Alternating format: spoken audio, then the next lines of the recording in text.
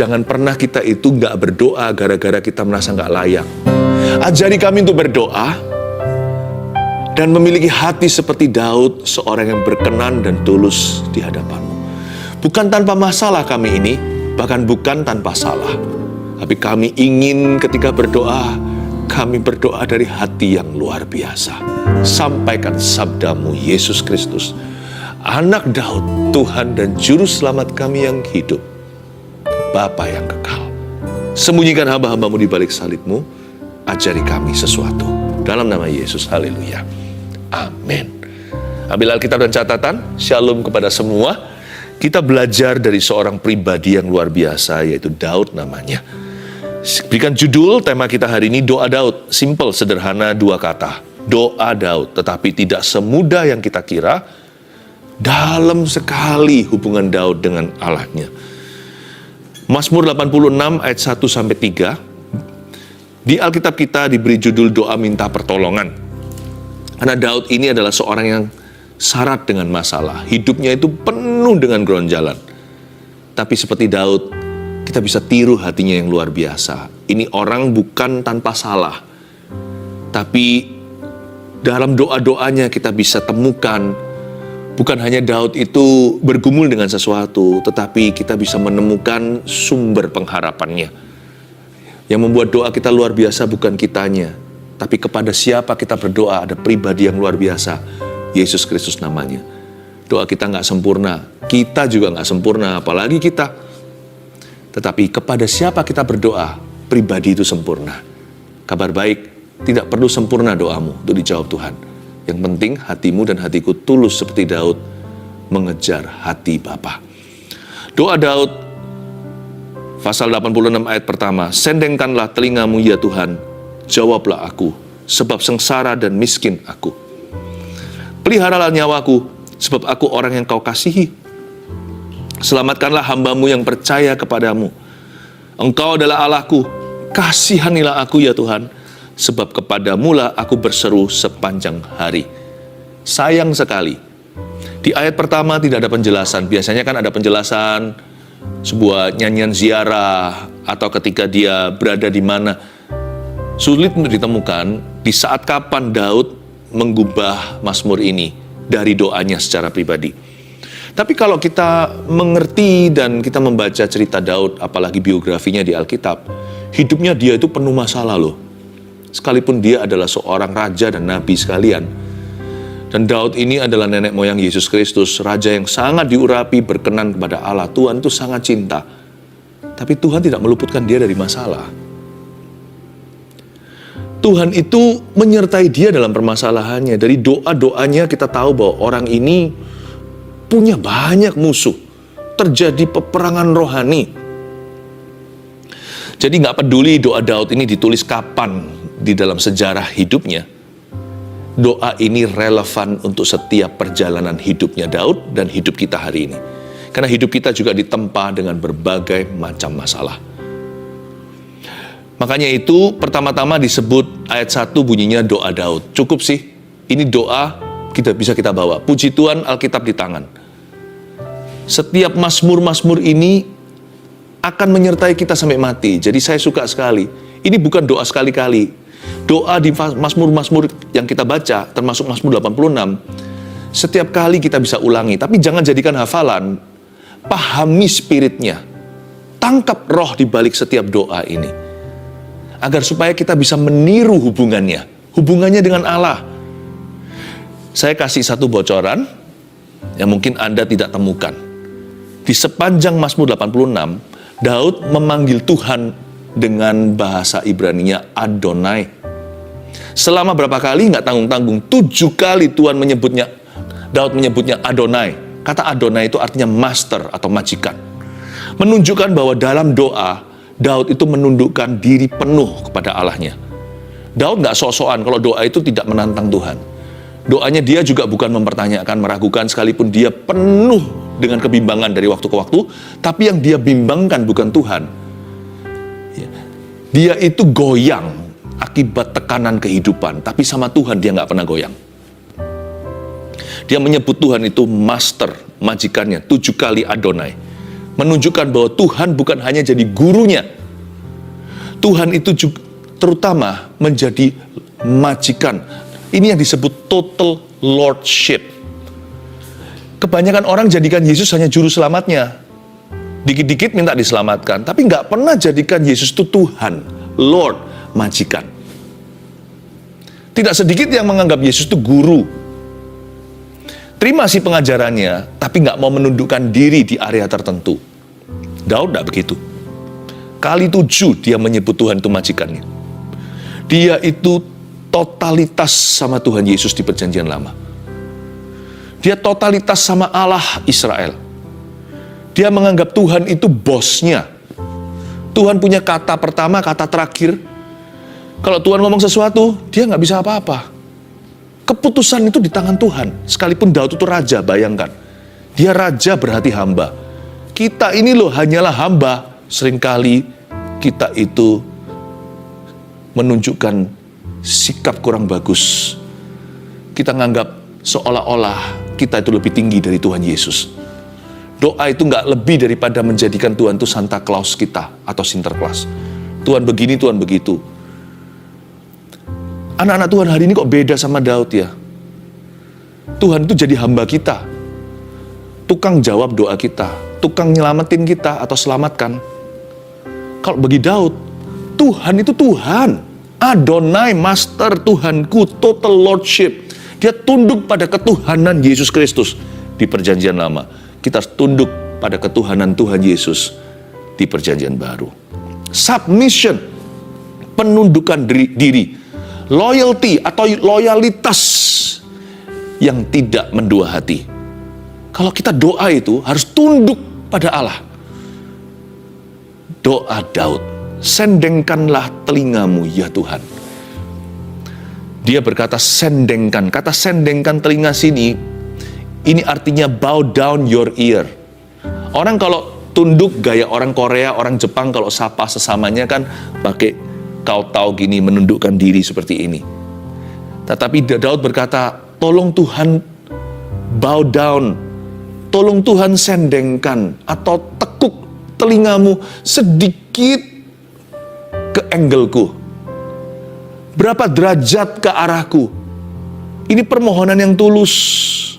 Seringkali Daud seperti kita ternyata merasa nggak cukup imannya sampai perlu difur oleh Allah.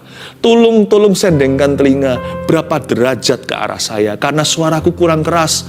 Mungkin aku terlalu lemah gara-gara problema. Daud punya problem itu besar-besar loh. Kalau kita tekanan hidup, kalau Daud tekanan nyawa. Dari sejak sebelum jadi raja aja dia dikejar-kejar seperti hewan buruan. Dia dikejar bak buronan. Raja Saul mau mengambil nyawanya, mau mencabut nyawanya dari bumi. Nantinya Daud menghadapi Filistin. Ada satu waktu dalam biografinya dia harus berperang lawan Amalek. Amalek yang sebelum sampai ke kemah musuh, dia mau dirajam sama orang-orangnya sendiri karena mereka semua kepahitan. Kok Tuhan izinkan perkara seperti ini terjadi atas hidup mereka karena mereka kehilangan istri dan anaknya, semua ditawan oleh musuh. Daud ini ya masalahnya itu gajah-gajah, kelas kakap semuanya masalah besar. Jadi tidak heran Daud merasa lemah kerap kali. Dia merasa imannya nggak cukup, nggak sebesar masalahnya. Mungkin juga bisa jadi di dalam kasus Batsheba, Daud nggak hanya sekali saja bersalah. Ini orang bukannya tanpa masalah, dia juga bukan tanpa salah. Pernah sekali lagi ada kasus sensus. Puluhan ribu orang mati gara-gara itu, gara-gara dosa Daud. Ternyata Daud punya dosa, bukan hanya sebatas perzinahan, pembunuhan Batsheba dan suaminya Uriah. Daud juga pernah salah dalam hal kesombongan. Pernah angkuh hatinya, gara-gara itu malaikat maut menghampiri kerajaannya. Daud itu mungkin berkata sendengkan telinga karena dia merasa nggak layak seperti kita. Bukan hanya dia rasa nggak kuat. Kalau nggak kuat tuh biasa, ada dan saya juga kerap kali merasa nggak bisa percaya, ragu bimbang. Daud juga merasakan, tapi Daud juga merasa nggak layak. Aku ini orang berdosa, Akankah doaku didengar? Jangankan dijawab. Makanya Daud berkata, sendengkan telingamu. Kata sendengkan di situ itu luar biasa relevannya dalam kondisi kita. Kalau kita menganggap Daud itu kan beda, Daud kan nggak sama. Daud kan nenek moyang Tuhan, Daud itu kan raja besar. Dari ayat 1 saya langsung nangkep. Daud sama seperti Elia, dia hanya manusia biasa yang syarat kelemahan. Buktinya, dia nggak yakin kalau doanya itu akan cukup mencapai pintu Tuhan. Dia merasa doanya itu nggak kesampaian. Makanya dia berkata, sendengkanlah telingamu, bow down your ear. Tolong ditekuk berapa derajat ke arahku Tuhan. Tolong difuri aku ini. Tolong mengalahlah. Kalau dilihat dari kriteria, saya diskualifikasi ya Tuhan. Doaku itu nggak bisa, nggak akan terjawab. Karena nggak layak aku masuk ke dalam hadirat-Mu. Hari ini aku bersalah di hadapan Tuhan. Atau minggu ini aku lagi lemah-lemahnya iman. Sendengkanlah telingamu. Dari ayat 1 kalau jadi firman berarti Tuhan itu maha ngalah sama kita.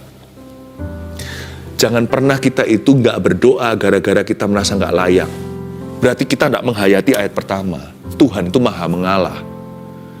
Tetap berdoalah sekalipun Anda rasa gak layak. Ketika Anda rasa lemah, gak mampu berdoa, tetap berdoalah. Kalau Anda percaya ayat pertama itu juga untuk Anda, berarti Tuhan itu mengalah.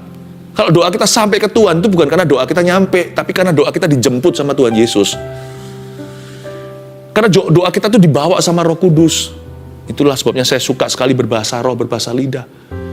Bukan untuk sok-sokan, untuk tunjukkan ke orang, tapi itu bahasa doa. Dan saya senang sekali kalau bisa menyembah bersama-sama dengan saudara seiman yang kepenuhan. Karena waktu kita doa seperti itu, bukan dengan kemampuanku. Doaku itu dibawa Roh Kudus ke tata Bapa. Dalam bentuk keluhan tak terucapkan, dan Bapa tahu apa yang didoakan oleh Roh itu melalui diriku. Sendengkanlah telingamu. Ketika kita merasa tidak mampu, malah justru harus berdoa. Jangan lari dari hadirat-Nya. Sendengkanlah telingamu ya Tuhan, jawablah aku. Sebab sengsara dan miskin aku. Poin pertama saya tunjukkan doa Daud ya. Garis bawahi kata jawablah aku sebab. Jawablah aku sebab. Doa harus beralasan. Tulis poin pertama. Doa yang beralasan itulah doa Daud. Jawablah aku sebab sengsara dan miskin aku. Daud mengakui keadaannya. Dan Daud menaruhnya dalam kata-kata yang jelas. Tuhan, aku ini sengsara. Nggak tahu Daud ngalami apa, entah dia sakit atau apa, atau dia disakiti oleh seorang sahabat. Karena Daud berkali-kali dikhianati oleh orang-orang yang ada di sekelilingnya. Dia berkata sengsara dan miskin aku. Dia tunjukkan kepada Tuhan kondisinya yang tidak membanggakan. Tidak ada sesuatu apapun lagi, atau terlalu banyak sesuatu yang bisa dia andalkan. Dia berkata, sengsara dan miskin aku terpuruk sekali. Daud bisa menata dalam kata-kata kondisi hati dan keadaan hidupnya. Kita tidak perlu fasih lidah waktu masuk hadirat Allah. Tapi doa harus dipikirkan matang-matang. Sebab Tuhan tidak suruh kita mengasihi Tuhan dengan segenap hati saja, atau emosi dan perasaan, atau dengan kekuatan. Tuhan juga suruh kita mengasihi Dia dengan akal budi. Use your mind. Pakai akal sehat kita. Waktu kita berdoa supaya plong hati, taruh dalam kata-kata, nggak harus fasih lidah. Kan bukan untuk ditunjukkan ke orang lain.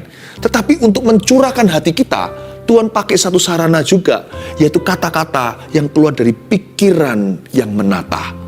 Dan taruhlah dalam kalimat-kalimat yang sejujur-jujurnya dari hatimu terdalam.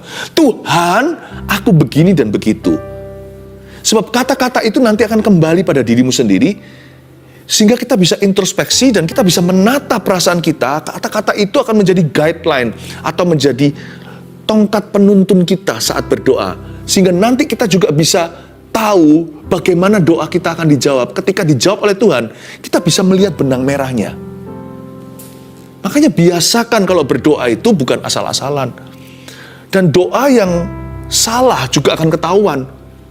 Masuk hadirat Allah, marah-marah. Doanya pakai emosi. Yang maksudnya emosi di sini bukanlah terharu di jama. Emosi di sini karena luapan hati yang marah sama Tuhan. Kecewa, tuding-tuding Tuhan.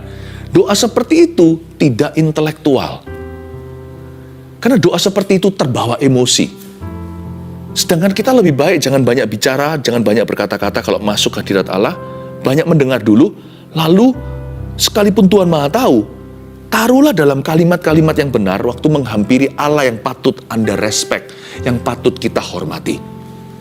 Seolah-olah seperti kita bicara sama seorang yang kita kagumi, atau bicara sama orang tua, atau seorang yang senior sekali, seorang pejabat tinggi.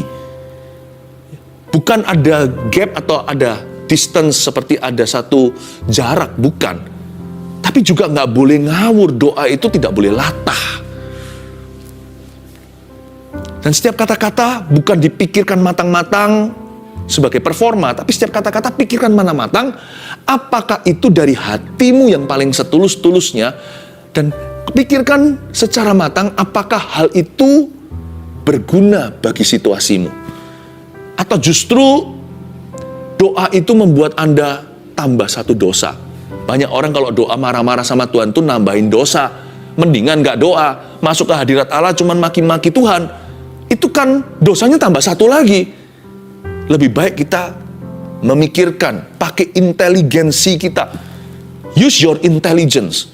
Ini doa seperti ini, keluar dari hadirat Allah, aku semakin terpuruk. Masuk minta tolong sama Tuhan, keluar jadi musuhnya Allah.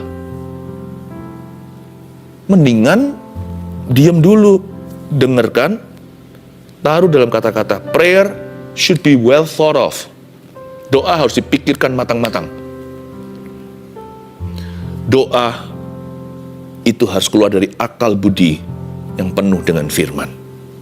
Dan terbaik tentunya kalau Anda menata kalimat, janganlah kita menggunakan perkataan kita untuk membuktikan diri di hadapan Tuhan, mengapa Tuhan harus jawab doa kita.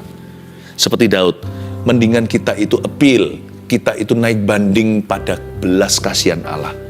Mending kita cetuskan, kita beberkan alasan-alasan mengapa kita butuh Tuhan.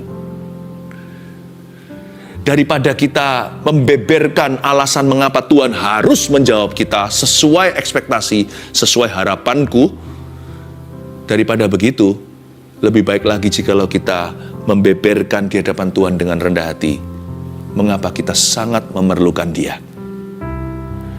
Dan minta sama Tuhan belas kasihan, Tuhan tolong mengalahlah sama saya. Aku yang kurang pinter, yang bodoh ini dungu seperti hewan, kata pemazmur lainnya. Tapi aku mau tetap di dekatmu. Aku mau tetap berada dekatmu. Tuntun bimbing aku. Beri aku akal budi yang lebih tinggi. Kalau aku tidak mengerti, beri aku iman Tuhan untuk percaya. Kasih aku ketabahan dalam jiwa, agar aku jangan berdosa dengan mulutku di hadapanmu. Ajari aku untuk bersyukur kepadamu. Tuhan, Engkau tidak harus jawab aku, tapi sendengkan telingamu. Aku ini gak tahan Tuhan, kalau bukan Engkau siapa lagi? Sebaliknya jangan begini, kenapa Engkau tidak menolong aku? Aku teriak-teriak juga tidak didengarkan. Kenapa Engkau memberiku telinga yang tuli? Kenapa Engkau tidak mengindahkan setiap doa yang keluar dari mulut saya? Jangan begitu, tapi lebih baik, Tuhan, kalau bukan Tuhan, siapa lagi aku pergi? Kepada siapa aku datang meminta bantuan? Tuhan, aku memang bukan siapa-siapa, aku tidak layak. Tapi Tuhan, aku ini anak-Mu. Belas kasihani aku ya Bapa. Pada saat aku tidak paham, Tuhan beri saya kasih karunia untuk bisa tetap tinggal dalam hadirat Allah. Sekalipun aku seperti dungu, aku dungu seperti hewan. Tapi Tuhan, kasih aku roh yang sabar, hingga nanti Engkau akan menunjukkan pertolongan-Mu yang ajaib.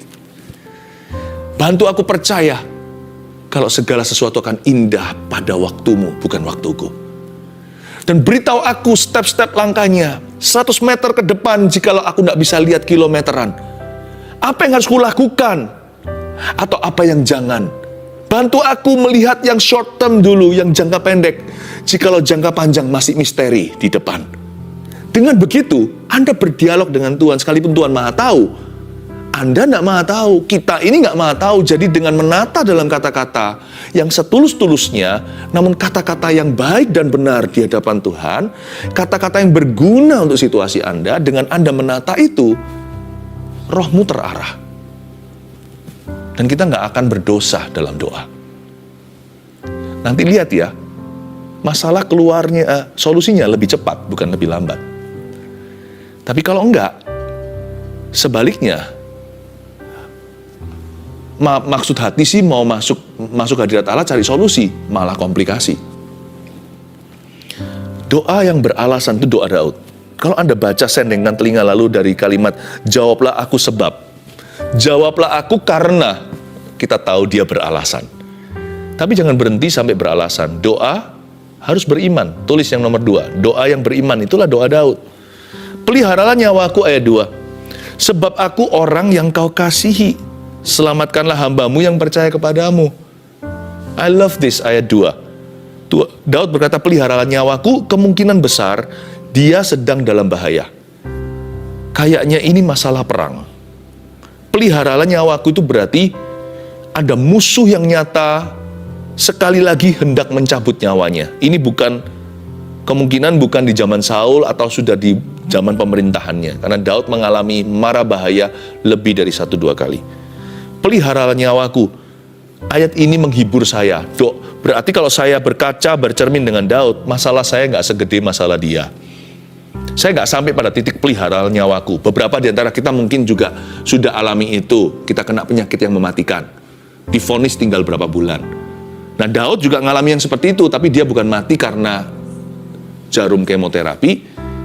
Dia nyaris mati karena pedang dan perang. Peliharalah nyawaku, ada orang yang mau membunuhku. Ada orang atau kelompok orang yang mau mencelakakan aku. Waktu saya baca ayat 2, belum lagi lanjut ke kalimat berikutnya. I see my problems in David's problems. Saya bisa lihat problema saya di dalam problemanya Daud. Saya terhibur. Alkitab ini real, Alkitab ini sangat mendarat. Tokoh-tokohnya itu, nggak ada superhero semuanya. Semuanya manusia biasa seperti saya, termasuk Elia. Dicubit sakit, ditinggal kesepian. Ya. Ketika tidak ada kepastian, yang cenderung kita rasakan adalah kebingungan. Persis seperti kita. Peliharalah nyawaku, sebab aku orang yang kau kasih. Wow, ini bukan pesimis, ini optimis sekali. Because I am loved, itu pengakuan iman. Sebab aku orang yang kau kasihi. Doa Daud bukan hanya beralasan mengapa dia butuh Tuhan, tapi dia beriman sama Tuhan. I am loved, I am not forgotten, aku tidak dilupakan. Ku di tanganmu, ku di hatimu, di pikiranmu, di rencanamu, tak pernah kau tinggalkan. Wah, ini kan ngaku-ngaku, ini namanya GR. Ini gede rasa namanya. Ini bukan self-confident, ini God-confident. Ini bukan percaya diri, ini percaya Tuhan. Selamatkanlah hambamu yang percaya kepadamu. Inilah bedanya orang-orang dunia yang berpikiran positif saja atau belaka. Itu namanya self-confidence, rasa percaya diri. Kalau ini God confidence atau godly confidence atau rasa percaya kepada Tuhan. Dia beriman, dia berada di map atau berada di petanya Allah. Dia berada di radarnya Tuhan. Dia berkata, I am loved. Sekalipun kondisi menunjukkan sebaliknya, kayaknya Tuhan lupa sama saya. Kanan kiri mungkin teman-temannya yang lemah iman, sahabatnya mempengaruhi. Sudahlah, seperti istri Ayub yang menyarankan, kutuki saja Tuhan. Apa bedanya jadi orang percaya dengan enggak? Apa bedanya engkau mengabdi pada Allahmu atau tidak? Buktinya hidupmu juga sengsara, keadaanmu terpuruk, nyaris terbunuh lagi. Mungkin musuh akan berhasil sebentar lagi. Dasar orang kalau sudah pesimis kan panik. Kalau panik kan sudah imani yang negatif. Tapi Daud menolak itu semuanya. Seperti sekali lagi ketika dia di Siklak. Seperti waktu itu dia api-apikan dirinya. Atau mungkin ini ditulis waktu itu, siapa tahu. Dia berkata, peliharalah nyawaku. Aku tidak akan mati. Sebab aku orang yang kau kasihi. Selamatkan saya. Sebab saya, hambamu ini percaya kepadamu. Doanya beriman. Ya. Memang doa harus GR sih. Ada satu hal ini nggak boleh hilang dari doa. Tanpa ini, kita nggak bisa berdoa. iman. Dan iman itu bukan perasaan percaya. Iman itu percaya. Kadang-kadang kita merasa kita sudah nggak beriman lagi. Nggak juga sih, perasaan bisa menipu. Kita masih beriman. Mungkin iman kita nggak lagi serasa gunung. Bukan rasa stroberi yang manis. Iman kita sudah rasa biji sesawi. Seolah tinggal sisa. Nggak apa-apa, itu tetap iman. Kalau hati masih bisa marah, kecewa sama Tuhan, itu berarti masih punya iman. Cuman energinya energi yang salah. Dipakai untuk perkara yang wrong. Perkara yang melawan Tuhan. Iman kita itu nggak bisa lenyap, hilang. Karena iman kita itu tidak datang pergi. Selama Roh Kudus masih tinggal di hatimu, Anda bisa beriman, saudaraku. Tapi iman itu harus dikobarkan lewat pengakuan. Nah, kalau pengakuan kita itu membunuh diri, ya apa kata? Tapi kalau pengakuan kita itu mengobarkan karunia, dia berkata, peliharalah nyawa, sebab aku orang yang kau kasihi. Doa Daud adalah doa yang beriman. Tirulah. Berikutnya ayat 3, Engkau adalah Allahku, kasihanilah aku ya Tuhan. Sebab kepadamu lah aku berseru sepanjang hari. Imannya tidak diragukan. Engkau adalah Allahku, kasihanilah aku ya Tuhan. Ini doanya belum dijawab. Nanti kalau Anda lihat ayat-ayat berikutnya yang saya nggak bahas di saat teduh bersama hari ini, Daud itu masih terus lanjut sembahyang. Jadi di ayat 3, dia masih bergumul berdoa. Dan dalam doanya, dia belum melihat jawaban apalagi mujizat Allah. Engkau adalah Allahku di sini adalah pengakuan lanjutan. Kasihanilah aku ya Tuhan. Engkau adalah Allahku, dalam bahasa saya begini. Jika engkau belum, engkau tetap adalah. Catat ini. Kita harus bisa pengakuan imannya itu sejauh itu. Jikalau engkau belum titik-titik isi sendiri. Jikalau engkau belum menyembuhkan aku. Jikalau engkau belum bantu aku keluar dari hutang ini. Jikalau engkau belum keluarkan aku dari penjara. Jikalau engkau belum bla bla bla. Jikalau engkau belum, engkau tetap adalah. Bisa nggak kita bilang begitu? Jikalau engkau belum menyembuhkan aku, engkau tetap adalah Yehovah Rafa. Jikalau engkau belum sembuhkan saya, engkau tetap adalah Allah yang menyembuhkan. Itulah artinya Yehovah Rafa. Jikalau engkau belum mengeluarkan aku dari penjara, you are still my deliverer. Engkaulah tetap Tuhan yang menyelamatkan atau yang melepaskan. Engkau tetap adalah Tuhan Allah yang menuntun bangsa Israel keluar dari Lautan Merah, sekalipun aku masih belum keluar dari penjara. Jika engkau belum, engkau tetap adalah. Itu maksudnya di ayat 3a, engkau adalah Allahku. Is he still your God if he doesn't perform a miracle for you? Apakah dia tetap adalah Allahmu? Jikalau Tuhan belum melakukan sebuah mujizat untukmu. Daud itu menyebut Allahnya Adonai. You are still my Lord. Engkau tetap majikanku. Engkau majikanku bukan karena engkau memberi sesuatu. Engkau majikanku karena aku milikmu. Aku sudah kau beli. Aku berhutang budi. Sebaliknya Tuhan gak hutang apa-apa. Kita sebut Yesus itu Tuhan karena dia membeli kita di kayu salib. Dia menebus kita. Kita ini produk masuk neraka. Tapi sekarang jadi produk kasih karunia. Jadi dia menjadi Tuhan kita. Tidak perlu buktikan apa-apa lagi. Kalau Tuhan sembuhkan, kalau Tuhan selamatkan, kalau Tuhan berkati. Baru engkau adalah Allahku. Telat saudaraku. Tanpa itu semua, dia sudah menjadi Allah kita. Kita ini miliknya. Tanpa tebusan pun kita ciptaan. Sebelum kita ditebus terima Tuhan, dari sono-sononya, dari sananya kita itu sudah miliknya Tuhan, tapi memberontak. Jika engkau belum, engkau tetap adalah. Itu iman. Itu iman. Karena dia begitu teguh fondasinya pada Adonai. 7 kali dia menyebut Tuhan di sini adalah Tuhannya. Pemilik jiwa atau penguasa jiwanya. Bosnya, majikannya. Gak heran. Dia kalau doa gak coba-coba. Daud gak gini loh. Aku coba Tuhan gak berhasil. Aku akan coba Allah lain. Kalau aku coba cara Tuhan gak berhasil. maka aku akan mencari jalan pintas, caraku sendiri. Biarkan kehendakku, bukan kehendakmu yang jadi. Daud nggak gitu. Karena dia sama Tuhan itu grounded, rooted, berakar, bertumpu. Adonai 7 kali, loyalitas, tidak ada duanya. Submission, penundukan diri, tidak heran. Yang ketiga, doa Daud itu bertekun. Doa yang bertekun adalah doa Daud. Sebab kepadamulah, ayat 3b, aku berseru bukan sekali-kali atau setengah hari, sepanjang hari. Itu setiap masa. Daud ini, saya rasa dia punya prinsip perjanjian baru. Karena di dalam dirinya tinggal Roh Kudus yang sama, yang mengajarkan semua firman Tuhan. Yang menuliskan, yang menginspirasi dan mengilhami penulis-penulis perjanjian baru. Dia itu membuat kesusahan sehari hanya untuk sehari seperti pengajaran Yesus. Jangan kamu khawatir, kesusahan sehari hanya untuk sehari.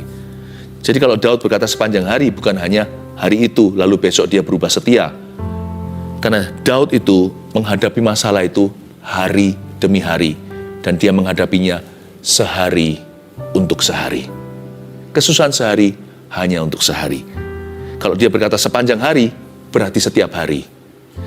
Dan setiap hari bukan setengah hari, berarti dari pagi sampai malam, dari terbit matahari sampai terbenamnya, dari dia melek mata sampai tidur kembali, Tuhan tetap satu-satunya pegangannya. Doa yang bertekun.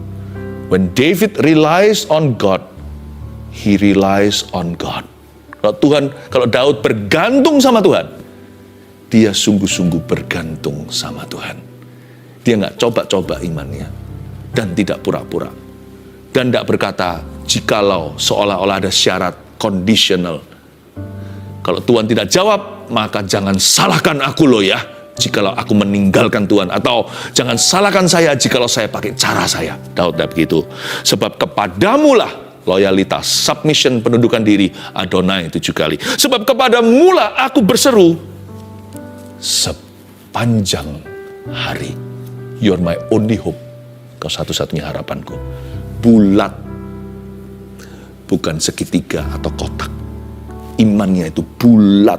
Nggak gede, sendengan telinga, tolong mengalah. Tapi bulat. Bukan size-nya biji sesawi, itu bulat. Meskipun kecil sekali. Nggak apa-apa iman Anda pas-pasan. Asal bulat hati untuk percaya sama Tuhan. Doamu harus bertekun. Tidak boleh pelin-pelan. Pray until something happens. Berdoalah sampai sesuatu terjadi. 1, 2, 3. Doa Daud seperti apa? Doa yang beralasan. 2, doa yang beriman. 3, doa yang bertekun. Haleluya. Tulis di komentar atau di live chat saat ini juga. Dengan demikian Anda akan dapat tuntunan. Yang Anda tulis itu apa yang jadi pergumulan, tuliskan bahasa doa Anda dalam bahasa yang sederhana. Waktu Anda tuliskan, itu akan kembali kepadamu sendiri. Dan itu akan menjadi tuntunan tiap Anda lihat, itu seperti garis merahnya. Seperti tuntunan ilahi untuk doa Anda. Yes, Allah Maha tahu.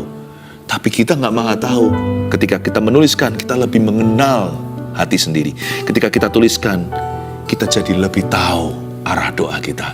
Tuliskan sekarang, saya mau connect iman dengan Anda. Tuhan yang doa, Tuhan yang jawab doa. Anda tidak berdoa ke kami, Anda berdoa ke Tuhan, kami sepakat. Ulurkan tangan kalau yang sudah menuliskan. Mari kita sekarang sama-sama berdoa dan saya mau rasakan apa yang Tuhan mau katakan. Terima kasih Tuhan.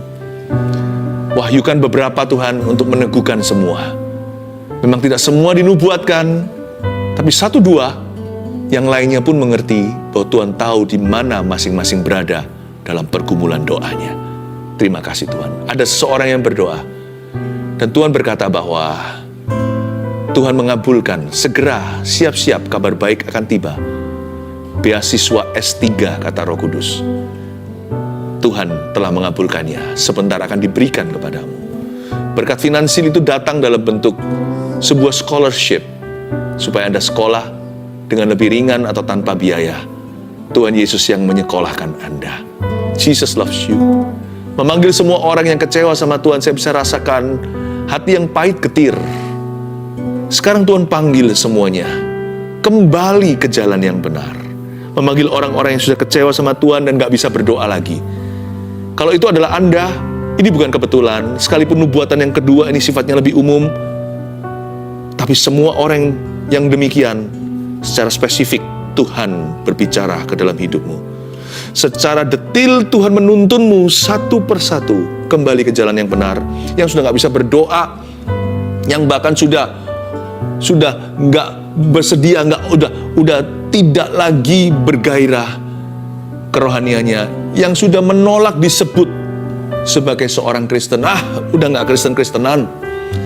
Orang-orang demikian, ayo kembali lagi pada manis madu sorgawi. Kembali terima pemulihan di hati. Adonai, Tuhan sebutkan di dalam jiwamu. Seperti Daud, Adonai 7 kali. Submit to Jesus, tunduk. Karena dia sudah menjadi Allahmu, dia tetap adalah Allahmu. Memanggil semua orang-orang Kristen, anak-anak Tuhan, yang udah kecewa dan kepahitan, yang sudah gak bisa berdoa, untuk kembali dijamah. Receive in Jesus' name. Saya bisa rasakan orang-orang pahit getir ini sekarang seperti madu sorgawi mengalir ke setiap otot-otot, setiap urat-urat sendi-sendimu, ke dalam tubuhmu, bukan hanya jiwa rohmu. Tuhan memulihkan sesuatu. Roh Kudus menjamahmu. Saya merasakan Tuhan sedang memulihkan banyak kehidupan rohani keluarga saat teduh. Receive spiritual life in Jesus' name. Dalam nama Yesus. Terimalah berkat dari Allah Bapa, terimalah berkat dari Adonai, Yesus Tuhan, dan dari Allah Roh Kudus menyertai setiap kita dan kehidupan doa kita masing-masing mulai sekarang sampai Maranatha, Yesus datanglah. Dalam nama Yesus, amin.